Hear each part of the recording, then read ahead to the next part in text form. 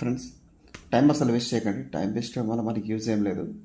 So time waste చేయకుండా max to max డబ్బులు save చేయడం ప్లాన్ చేసుకోండి. ఎందుకంటే సేవింగ్ చాలా ఇంపార్టెంట్. Money most powerful. మన దగ్గర ఉండేది మన వాల్యూ ఉంటుంది. మనీ మన దగ్గర లేకపోతే వాల్యూ అసలుకి ఉండదు.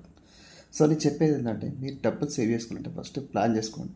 మీకు వచ్చిన డబ్బులు ఏదైతే ఎక్స్వైజెడ్ సాలరీ ఉంటుందో ఆ సాలరీలో 20 to 30% ఎవ్రీ మంత్ సేవ్ చేయాలి మీరు. అవి మీకు అవసరం లేదు, అది ఎవరికో మీకు బాగున్నాడు అప్పు ఇచ్చిన ఫిక్స్ అయిపోయి మెంటల్గా మీరు 30% సేవ్ చేయాలి.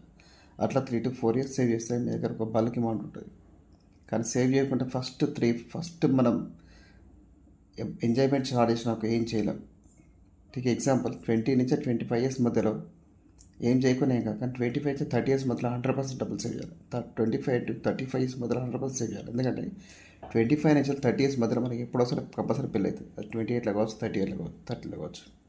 సో అప్పుడు పెళ్ళైనాక ఫైనాన్షియల్గా వెల్ సెటిల్ ఉంటే ప్రాబ్లం లేదు, కానీ ఫైనాన్షియల్ వెల్ సెటిల్ అనుకో చాలా కష్టాలు ఉంటాయి.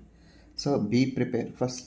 మోస్ట్ ఇంపార్టెంట్ ఏంటంటే అనవసరమైన ఖర్చులు పెట్టకద్దు, అక్కరాని ఆటలు ఆడద్దు.